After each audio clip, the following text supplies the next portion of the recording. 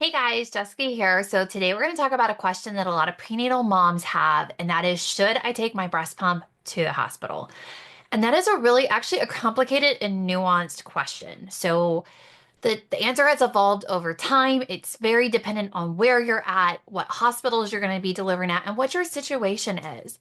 On average, I actually encourage moms to have a decent enough pump to start initiating milk supply on hand in their hospital bags because I unfortunately continue to see a complete violation of patient requests. I don't know if it's isolated to certain geographical areas. I know that I'm seeing lots of moms who are telling me, yeah, we had a rough birth. I knew I had some risk factors. I requested the pump within the first hour, but it took them 8 hours to go get the pump from the closet. Or it was locked up with the lactation office, but the lactation office only works 9 to 5, and they didn't have it because I had my baby at 2 a.m. So is any of that okay? Absolutely not. I really have a fundamental issue with the way we handle prenatal care. I have a fundamental issue with the way we're handling moms in labor with postpartum care. It's all a freaking embarrassing mess of patient violations and dereliction of basic standards of healthcare. Clearly, that's a soapbox for me. But let's talk about, should you take your pump? Big thing is, do you have any prenatal risk factors for lactation challenges? With the understanding that lactation challenges can happen to anybody because we haven't met your baby yet.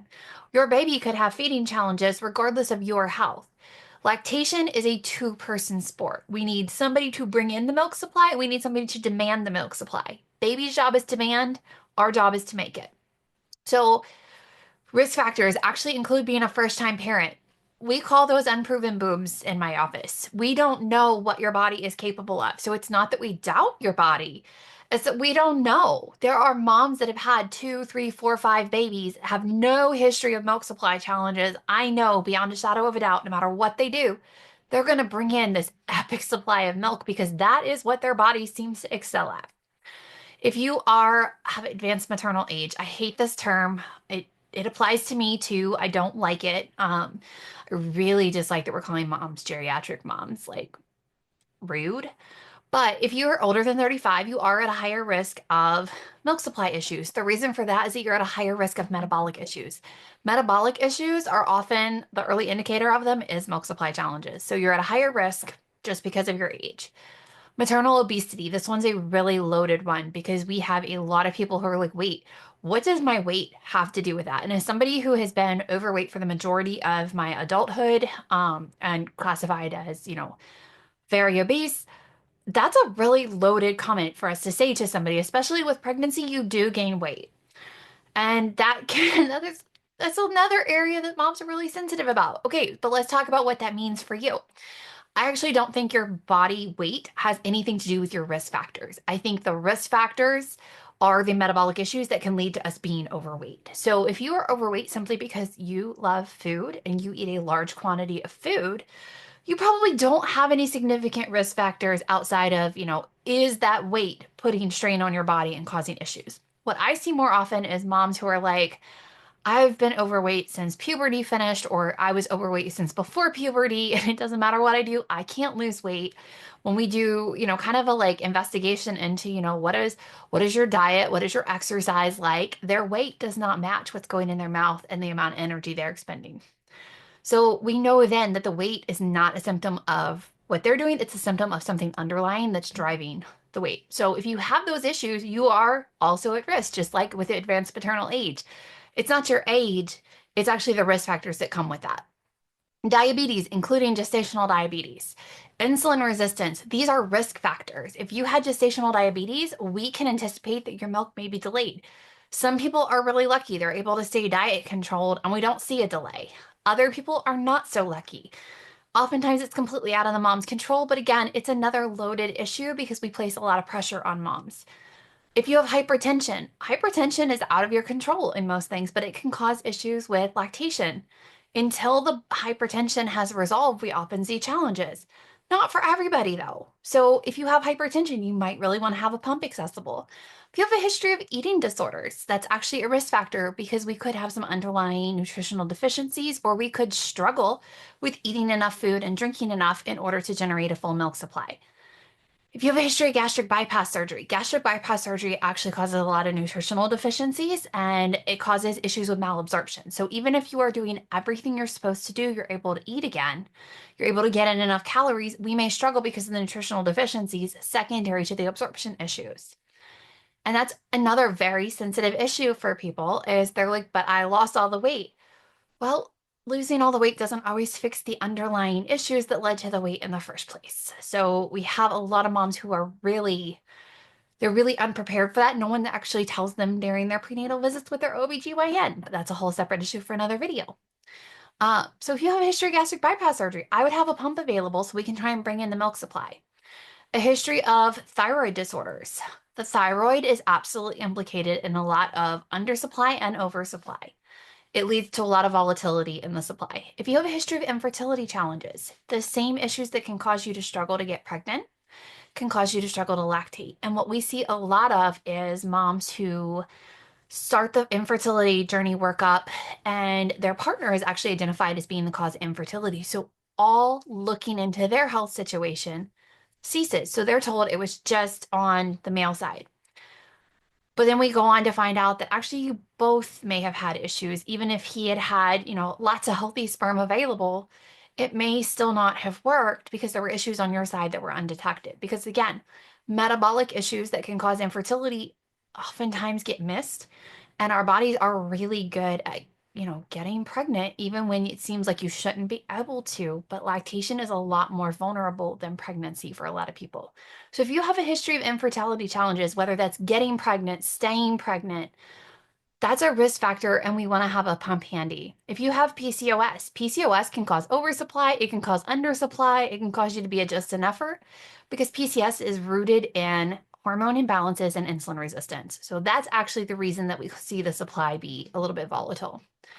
We also have histories related to the actual breast tissue. So if you have a history of breast surgery, including breast augmentation, we may see that there is an issue bringing in the milk supply because the nerves may be damaged. If there's a history of injury or to surgery to the chest, so even if it didn't involve the breast, if it's anywhere in that vicinity, it could have damaged the nerves that are innervating the nipples and it could decrease the signal. It could also sever milk ducts because milk ducts are not neat and tidy and you can't see them. If you have hypoplastic breasts, which refer to wide set tubular breasts, the areola tends to have a disproportionate size to the breast tissue. That is a risk factor because we want to look into what caused that. Typically, that's an indicator of hormone imbalances during puberty that may or may not have resolved. I see lots of women with hypoplastic breasts that are able to breastfeed with a full supply. I actually just had one last week that had a massive oversupply despite having the visual presentation of somebody who should have had an undersupply. If we have one breast that's significantly smaller than the other, that's a risk factor. We want to look into that. If we have a history of flat or inverted nipples, that is actually a risk factor for challenges. That's a risk factor that relates to a baby may struggle to get a good latch, which means we want to have a pump handy. All a breast pump is a tool. So we need to start simulating the breast really shortly after you have your baby. Like within an hour or two, we really need to get that going. Definitely within the first couple hours. And after the first 24 to 48 hours, we do see that oftentimes the supply is irreparably damaged because that initial signal was not sent. The body does not think it needs to lactate. We'll see the milk still come in because there's still a hormonal process that was kicked off by the placenta being delivered, but it won't be the supply that we were looking for. So if you have one of these risk factors, definitely take your pump. If you have one of these risk factors, get a prenatal sizing. Make sure you have a good pump. This is when a pump that is known for being able to bring in the milk supply. So a Spectra S1, S2, a Spectra Synergy Gold, a Unimom Opera, a Motif Luna, a Similary S6. Those type of pumps are going to be most appropriate. If you have access to a Medela Symphony or an Amida Platinum, that's going to be a great option. If you have access to a Limerick pump, that one also has data that shows it's really good at bringing in the milk supply. This is really not the time for the pumpable genie events, the Baby Buddha, the Ardo Alyssa. It's not the time for your wearable. It's not the time for the Amida Maya Joy.